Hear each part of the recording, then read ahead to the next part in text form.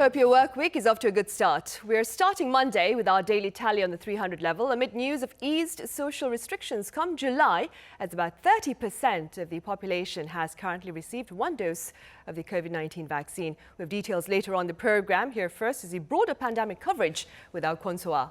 Now, so let's begin with the local decline then. Sure, Sunny. Always good to see a decline, even if we know that it usually happens on Mondays due to fewer testings over the weekend. Now, the Monday tally stands at 357, and with that, the number of domestic transmissions has dropped to the low 300s, but we're seeing quite a high figure here in imported cases standing at 40. Now, the total number of infections around the country stands at 151,506, and over the weekend, the death toll has surpassed 2,000. If we take a closer look at our map now, around 70% of infections are concentrated in the metropolitan region, which means, of course, 30% elsewhere. But it is good to see that Gyeonggi-do province now here is seeing less than 100 infections this Monday. It is the first time in 6 days that the number of daily infections has dropped to the 300s. If we compare Monday's figures in the past weeks, we are also seeing a gradual decline. Right, that is good to know. And because of that trend, we have a fresh framework of COVID-19 response measures, as I mentioned, that will go into effect next month. Right, Sunny. July 1st is the date when the long-anticipated social distancing measures easing will take place, with the main purpose of relaxing guidelines on businesses and letting more people get together. Along with that, the government on Sunday also announced that it is planning to get all students from all grades back to their classrooms in the second semester.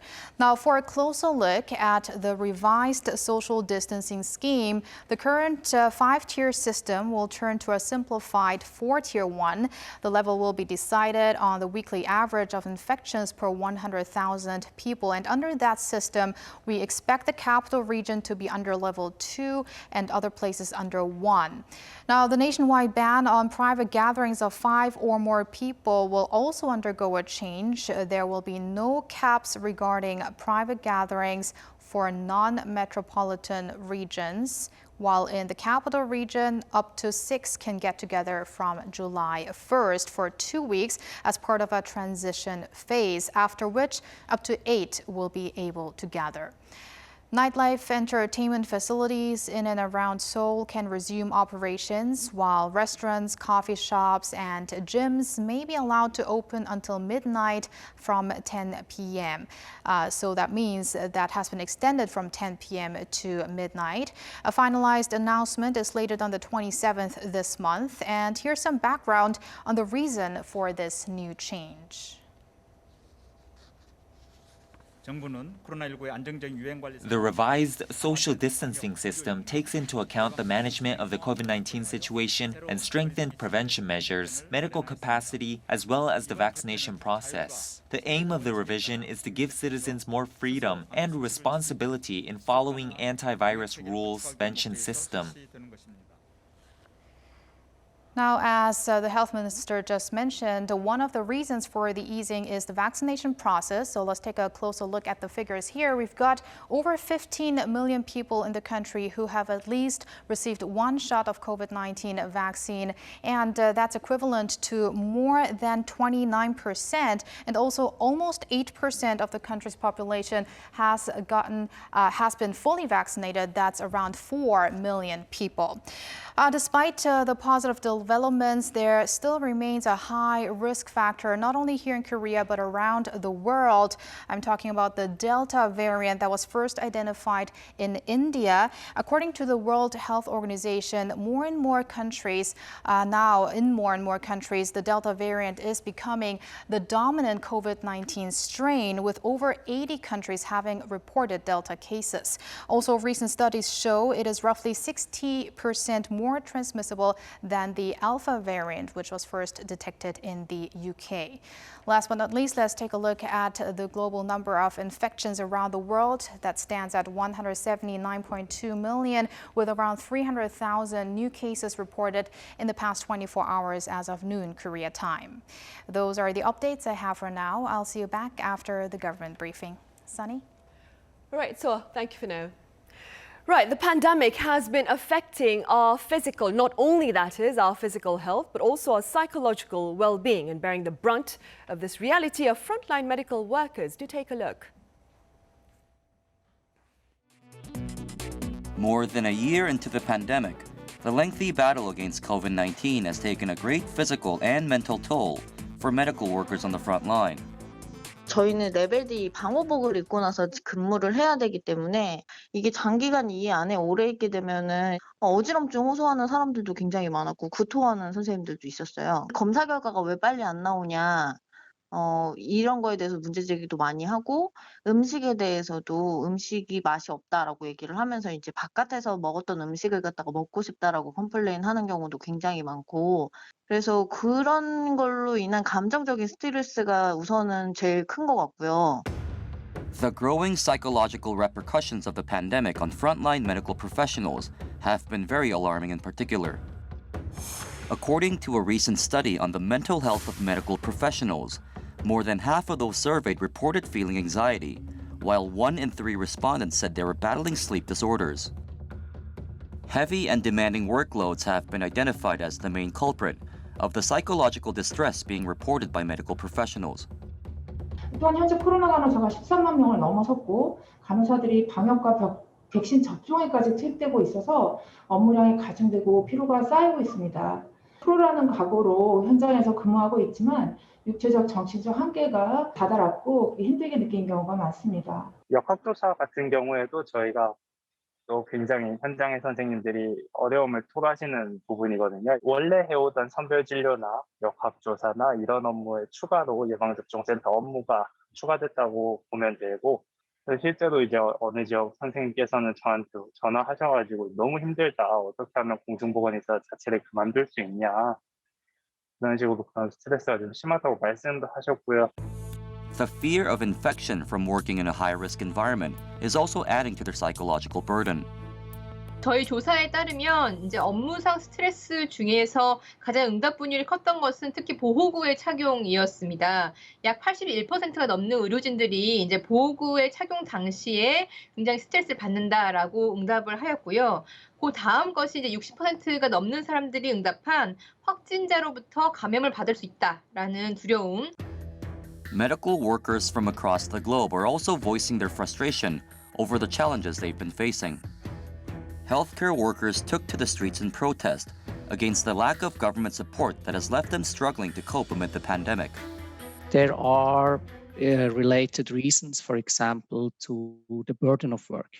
At the moment, a lot of the staff in hospitals, in nursing homes, they really work 24/7. Every weekend, almost have no rest. They are under stress. They are getting burned out.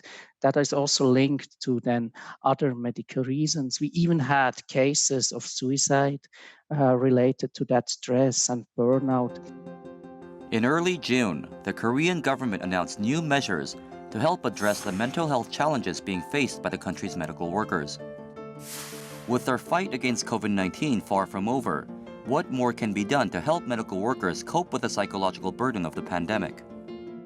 특히 충분히 의료진들이 일하는 도중에도 좀 쉴 수 있는 공간 그리고 시간 같은 것을 이제 시스템적으로 마련하는 것이 필요하다고 생각이 되면서, 또한 코로나19 동안 혹은 그 이후에도, 그러니까 코로나 종식되고 난 이후에도 계속적인 의료진들의 정신건강 모니터링 및 관리가 필요할 것 같습니다. Frontline medical workers have helped save millions of lives from COVID-19, and it's now our turn to save them through compassion and support that are genuinely understanding of their needs.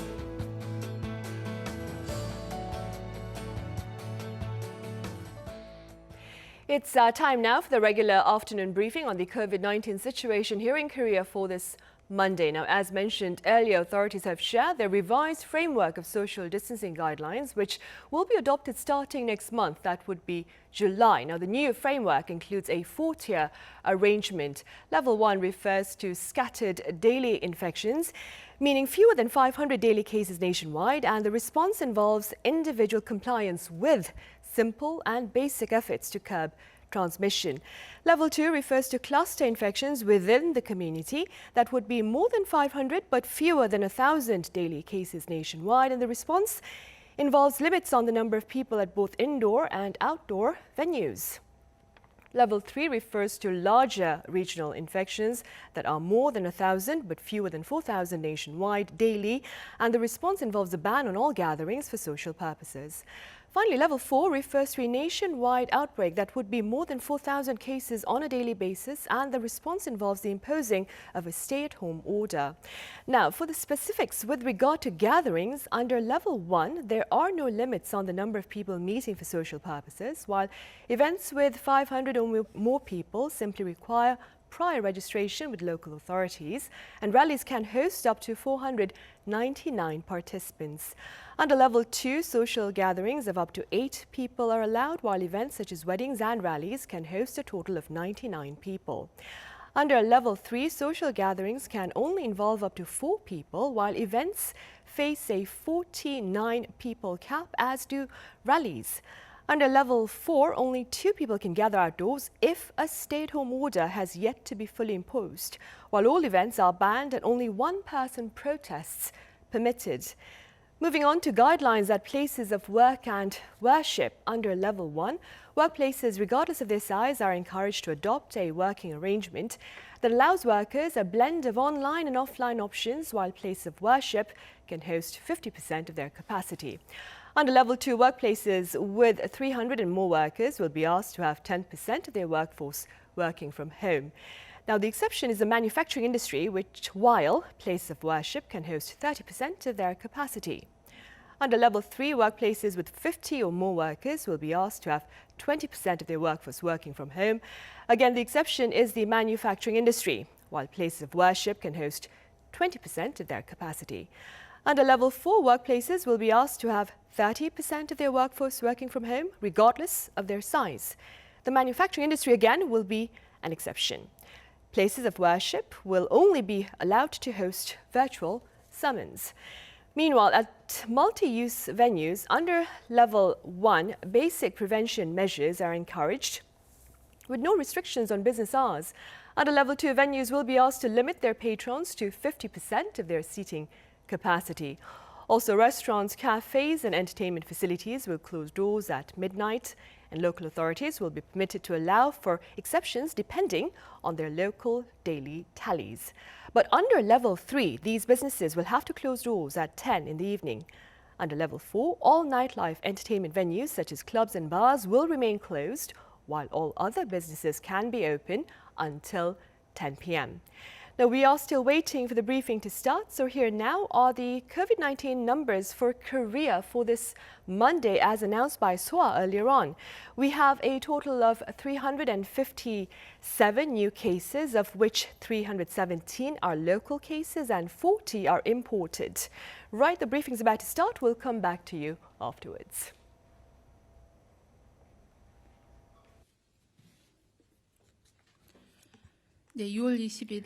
Let us now begin our regular briefing for June 21st, Monday. First of all, on the vaccination front, here are some details. As of today midnight, we have the COVID-19 vaccinations getting rolled out, and as of the number of first dose recipients now stand at about 15 million, which is about 29% of the total population. And among them, 4 million have completed the inoculation, meaning that they are fully immunized, and they stand about 7.9% of the total population. And by age group, per population, we see those over the age of 60, 81%, and also 87% over the age of 70, which is the highest, and also about 77.9% for those over the age of 80. And also, before we have the full-fledged inoculation for Q3, we will be inoculating inoculating the first dose to these new recipients, we will be focusing on the second dose rollouts, and we will also look at the training and also any areas that need a revamp or improvement in terms of vaccination right now, and we will be fully prepared to roll out our vaccines for Q3 recipients. And as for the AstraZeneca vaccinations, so we have also some people who have overbooked, and those between the age of 60 and 74, and also those with chronic respiratory illnesses. We have been receiving the booking for COVID-19 vaccinations, and currently we believe that there are about 20 million people, and we believe that they will be giving out the AstraZeneca vaccines. Instead of giving them the AstraZeneca vaccines, we will be giving out the Pfizer vaccines instead, and we will be giving out the vaccines sometime in July. And also the booking for these group of people will begin starting from 23rd for the next 8 days, and we ask you to also go online and also utilize 1339 or the local call centers to make your reservations for the vaccinations. And as for these people who are subject to these vaccinations, please also refer to the text messages that will be sent out individually. And if you have received these text messages, please also make your booking in advance. And next, as for the Q3 designated hospitals, we also have some reservations right now. And until the 15th of June, on our database, we are also receiving these demands or supplies for the hospitals that will be designated to roll out the vaccines. And we have about 14,000 or about 13,000, about 90% of our eligible hospitals. They have signed up for the rollout of the vaccines of the diverse types of vaccines. And these hospitals, we will make sure that they have these platforms and the system to roll out these diverse types of vaccines. And together with the medical circles, we will make sure there are minimum administration errors, and we will make sure that we focus on the storage and the vaccination administration training and education so that we can be fully prepared for the vaccination going forward. And as for the post-inoculation adverse responses, until last week, we have also some reports, and about 0.37% of the inoculated have also reported such adverse responses, and about 95% had mild symptoms, and we have about 293 deaths reported, which is about 0.4%, and about 0.6% of the severe infections like the anaphylaxis have been reported. And women had more higher reports. And as for AstraZeneca vaccines, we have 0.45%, and Janssen we have 0.32% rates of these inoculation adverse responses.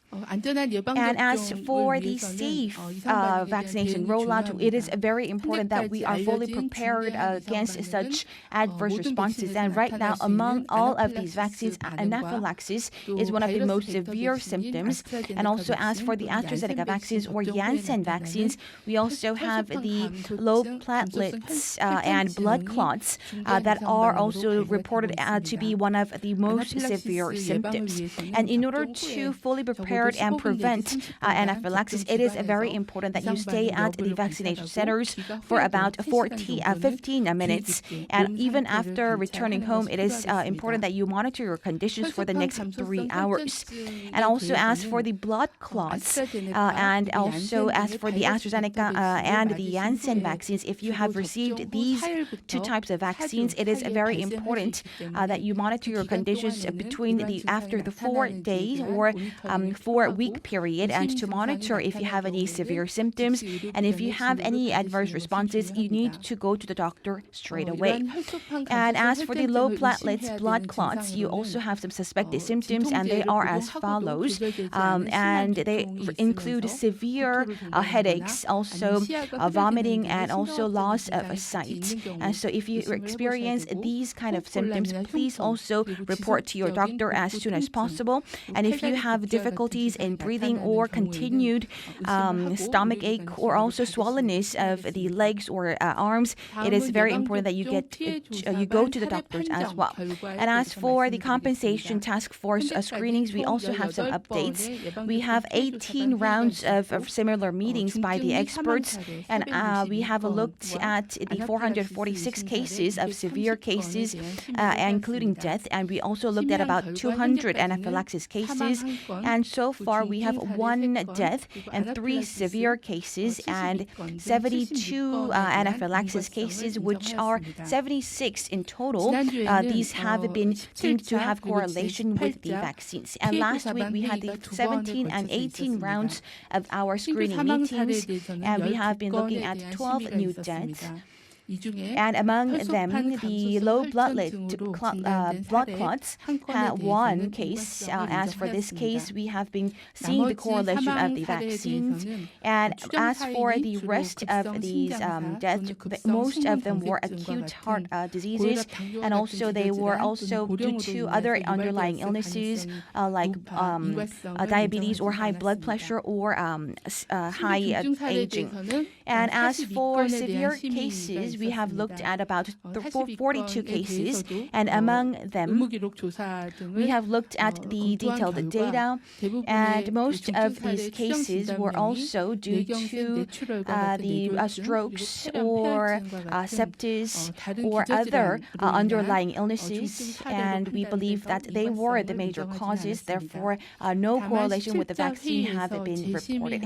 However, we have looked at 2 cases which have been going through multiple rounds of screening at the 17th screening meeting, and we believe that we have about 18 cases which have not unidentified sources, unidentified confirmation with the vaccines. And one of the case was also a person who received the Pfizer vaccine, and also this has been classified as 4-1 case. And as for the 18 anaphylaxis suspected cases, we have deemed 9 cases to be in correlation with the vaccine. And as for the weekly COVID-19 outbreak, we also see for the past week, average daily infections, we have about 424 cases, which is about 15.2% on week decline from the previous week. And in the capital area, we also see that 75% of the total were clustered in these areas, and in non-metropolitan area, we are seeing a decline in these proportions, which stood about 24%. And we also have an average of imported daily cases of 25.7 cases, which is about 5 cases lower from the previous week. And on a weekly basis, we also have continued decrease in the number of fatalities as well as critically ill patients. And for the past week, we have reported 15 deaths, and I extend my deepest condolences to the deceased and the members of the bereaved families. And for the past week, we also see a decline in our average daily cases to drop to the 400s. However, we are still seeing cluster infections at multi-use facilities, including indoor gyms and offices, as well as singing rooms. And we also have risk factors of the spread and the local spread of the new variants. And most recently, we are seeing a small-scale cluster infections through contacts. And this has been on a rise to stand about 49.5%.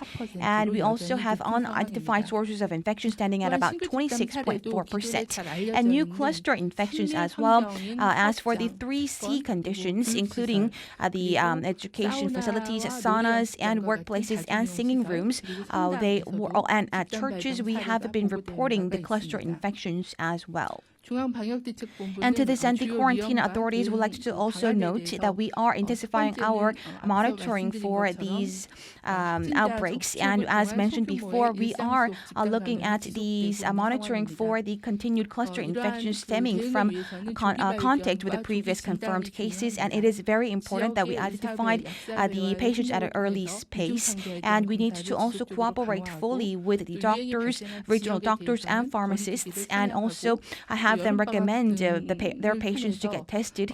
And also during the summer vacation, it is very important that we also prepare for a possible rise in the infections among the private cram schools, especially as many students are ready to go to these cram schools during the summer holidays. And also to this end, we are also having a pilot run of these revamped social distancing measures, and we believe that these could be the sources of a more increased outbreak.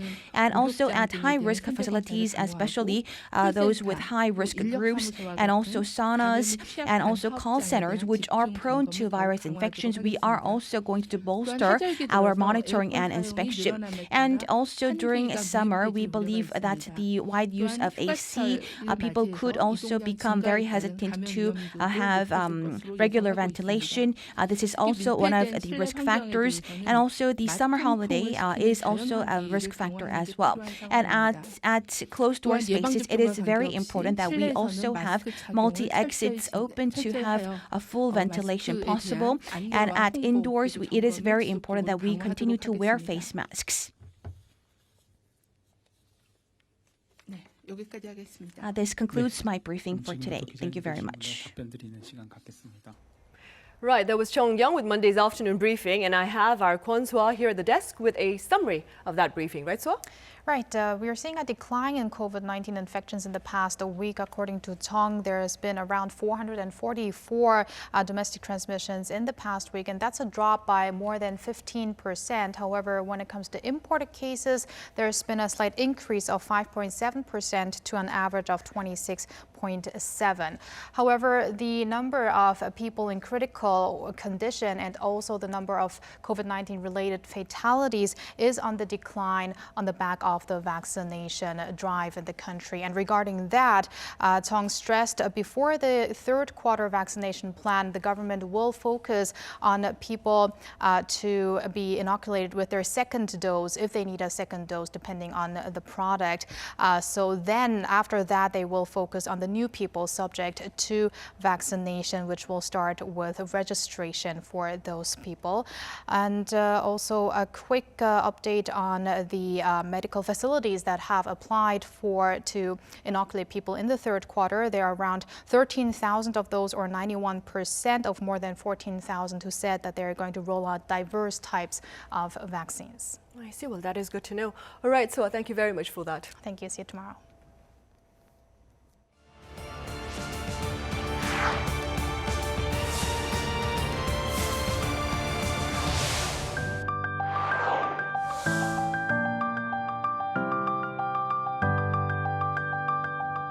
접종 속도와 예약된 접종 물량 등을 종합적으로 고려할 때 이달 말까지 1차 접종자는 1,400만 명대 후반에 이를 것으로 예상됩니다.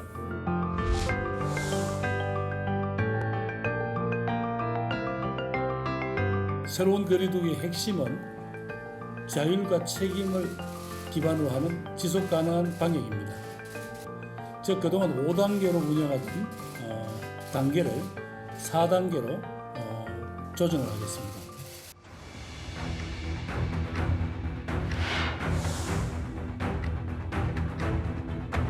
The whole situation is so dynamic because of the variants that are now circulating, and as you said, the Delta variant is well on its way to becoming the dominant variant globally because of its significantly increased transmissibility.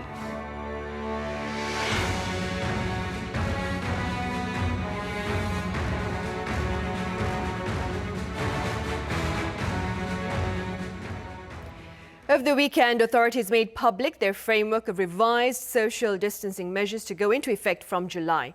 Now, for a closer look at the upcoming changes, I have Dr. Kim Seung-taek from Institute Pasteur Korea. Welcome back, Dr. Kim. Good afternoon. And I also have Professor Yu Byung-uk from Soonchunhyang University. Good to see you again, Professor Yu. Professor Yu, we are poised to witness an easing in restrictions starting from next month, with more people allowed to gather for social purposes and longer business hours for restaurants, cafes and entertainment facilities. What are your thoughts on the timing of this new initiative? Well, some of people are welcoming. Some people are criticizing about this decision. But decision should be done on the certain time. So this time we cannot judge this is wrong or the good. But I can say now is a turning point to the back to the normal before the COVID-19, but not exactly 100%. It's like before the COVID-19 era. But we are starting to the vaccination, and we are get used to how to use to the social distancing is more higher and restrictive measure before. Now start to the easy to the going back to the normal and the before COVID-19 era. But what the political leaders comment about it, this time we feel more responsible and freedom together. So if the crisis come again, like now it's the South Africans and Brazil in the winter season, they will pass through in another tough times. Yes, we can back to the measure. It's a little more tough, but no one want to be back to like before. So now this social distance measure going to be easier with a higher level of the vaccination. We're going to more, but each person, I hopefully feel more responsible with this. Right, so a greater sense of responsibility with the freedom then. As of this past weekend, almost, close to, that is 30% of our population has received one dose of the COVID-19 vaccine. What significance does this number hold with regard to efforts to stem transmission? Well, obviously, we are not actually reaching the level of herd immunity. But then some people say that 30% is the time that we are actually getting close to some stabilization step. I think, we are actually witnessing some positive effects of vaccination. For example, like the vaccination was actually administered for the people with high risk groups, like some elderly people and then the people in the nursery home. So they are very vulnerable to the infection. Also, they are very likely to be just experience very severe disease, even to the death. So now just these people with the high risk group has actually finished it, or at least the first dose of vaccination. Now we are seeing more like the less hospitalization and also just a smaller number of deaths from now on. But I think still it's not the time that we are actually let our guard down. So as the Professor Yu said, we have actually experienced this COVID-19 just a pandemic now almost 1.5 years right now. So now we know just what to do for this the current situation. Right, and hopefully we'll continue to do what's right. Sure. Professor Yu, as part of a trial run, relaxed restrictions have already been adopted in 3 provinces. That would be the Gyeongsang-Buk-do, Jeollanam-do, and Gangwon-do. What has been the impact of the ease in social restrictions in their daily tallies? Well, we did the trial that some regions there are very low risk of the COVID-19 transmission. We found that just a small number of the infected cases increased, but not expected. It's like the bundle of the close infection not happening.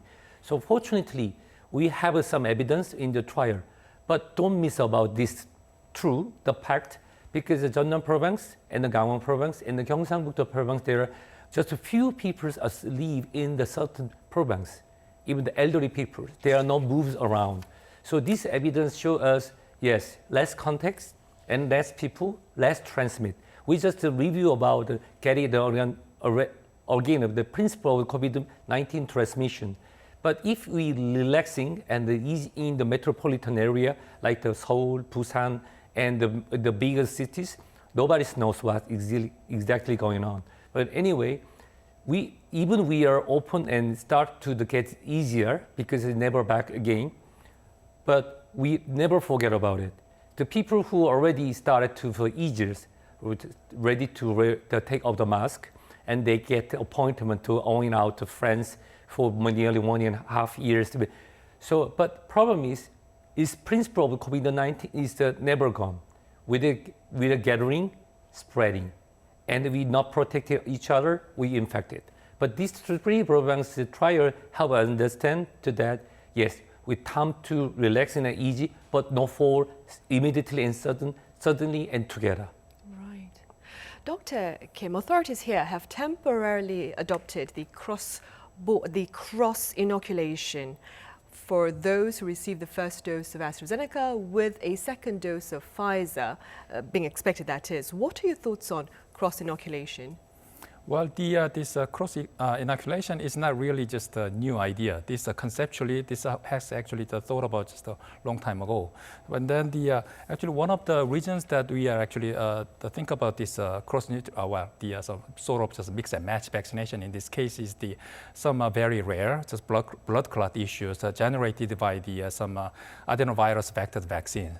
And then another reason is that, well, depending on the countries, the vaccine supply is not really just that timely. I mean, it's not really just a timely manner. So then there is some need to just supply the vaccines. So if you can just sort of just mix and match, so then maybe just supplying the vaccine is now just more like some flexible in those cases. And then in terms of just efficacy of those mix and match, there are some prior clinical trials about such cases, and then there are some reports that it did actually shows some better protection efficacy compared to some original just 2 shots of the same vaccines. And also there's some mixed evidence of that whether there's some maybe some little bit just of some severe post-vaccination effect because of the mix and match compared to the same vaccines twice. But some reports say that there is not much difference between those kind of things. So I think this is pretty just the practical way to just address the current vaccination, just the demand. Right, and staying with vaccination, Professor Yu, what are your prospects of COVID-19 vaccination for pregnant women and children? My personal ideas and my personal proposal, yes, you can, if you are pregnant. But let's review about the influenza vaccination and Tdap. It's a personalized vaccination. So pregnant women, they're so afraid about having the needle. This is human nature. Yeah, everybody the same. But they believe that if this vaccination will help to me and my lovely baby in my belly, they will willing to. So the Korean CDC, they will report it and announced since 2019, influenza vaccination annually for pregnant women, and the Tdap is the tetanus, and the pertussis vaccination we highly recommend for the pregnant women. So it's the same condition, but COVID-19 vaccination is very new for everybody, especially for the pregnant women. But fortunately, the Harvard, Dr. Ilona, he's contributed about the report in last April about some under the messenger RNA, the Pfizer one trial, innocent lady who have a vaccinating, but they didn't know they are pregnant, but finally they knew they are pregnant. But fortunately, they're carrying on the pregnancy safely. And also they do research on scientific evidence. Yeah, there are nothing to worry about it. American CDC, they recommend in print, if you're a pregnant woman, you can contact the doctor, and please do. And if you're a nursing lady who will give the breast milk to the baby, yes, please to do. But before you advance about it, please contact your doctors to discuss about it. So old women don't worry about it when they're carrying on the baby. Yes, but COVID-19 vaccinations is now only available in messenger RNA Pfizer one. But if you are around the 26 to 37 weeks on pregnancy, so there are no reason to wait. But in Korea, situation is a little different because Korean Health Authority not approved yet. But I believe they will discuss and give us some some indication to have a vaccination properly. Right, in the future then. In the future. Dr. Kim, according to the World Health Organization, the Delta variant, which originated in India, is looking to become the dominant strain. Now, what are your thoughts on the spread of the Delta variant, and what are your thoughts also on the efficacy of our current vaccines against it? Well, I think this Delta variant is probably the third one. I mean, the mostly, I mean, just talked about some press release and then general public. And I think the first one is T614G. That was actually just circulated earlier last year. But in the end, that was became the dominant one in the end. And then probably the latest one is actually the Alpha variant. and then now the some Delta variant. So the as I just told you earlier in this place is that the variant occurrence of the variants is very much natural for the virus evolution. So once the virus is somehow just switch their just a host from, for example, like from the bat to the human, they actually their environment is substantially changing. So then the virus try just to adapt themselves to the new environment. So then maybe they actually just cause many random mutation on the viral the genome, and then certain things might just have some better fitness to the new environment. So that this kind of just variants now just emerging based on that's kind of a transition. And also, we think about this emergence of variants in terms of viral fitness. For example, as I told you, some host adaptation, also some selective pressure. So in this case, only I think some medication or medication that is actually in the middle of just the virus infection is currently is a vaccination, or sometimes a natural infection. So the antibodies generated by vaccination or like a natural infection somehow impose some selective pressure for the viruses. So the virus maybe with some escape mutation may have some selective advantage to surviving within the host. So that's the very similar things. And then in terms of transmission, I think a Delta variant seems to be some more just a transmission advantage compared to some earlier the virus, and also even just compared to the some Alpha variant. But I think also this is based on some epidemiology and the other some field. But we also have to consider, in addition to these the factors, we also have to consider human behaviors. Somehow like the European countries and probably in the US, maybe now many people are just vaccinated. So the people are somehow just a little bit just relaxed and they let their guard down. So then their human behavior somehow just affects the spreading of this new the Delta variant as well. So in terms of efficacy of this the vaccine, well, fortunately, after just 2 shots of the current most of the vaccines, now the protection is still just pretty good. But even just one single shot, the protection level is quite just substantially just decreased. So it is very important to have the 2 shots and complete the vaccination procedure. Right, yeah. I see. And staying with variants, Professor Yu, what are the chances of variants derailing, that is negatively affecting Korea's third quarter vaccination plan? Well, I think there are 2 conditions can be. First, some European countries under crisis, if they have been experiencing crisis with Delta variant, they will looking effort to get the vaccination as much as possible. It can be happen to effect like the butterfly effect to Korea for the shortage can be. The second condition is Spain, they will open for tourism for everyone, especially for Koreans. They didn't ask any even the RT-PCR certification they told us. So if we are exposed to Delta variant and without vaccination, or even they have vaccinated but they're innocent and asymptomatic infected and can be make the spreading more in the Korean Peninsula, it can be if same thing happen can be like now in European countries. So only one thing, as soon as possible as you can, if you have opportunity to have a vaccination, whatever you have, so better to have vaccination as soon as possible to finish the first line, or if you can do the second line too, would be good for the defense against Delta variant. Right. And staying with the Delta variant, Dr. Kim, on the treatment front, what is known about the effect of Celltrion's Recunera on this particular variant?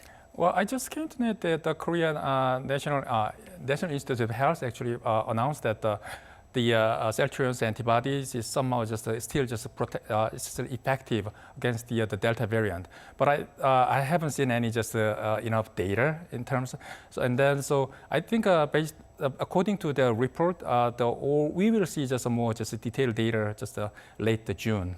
Right.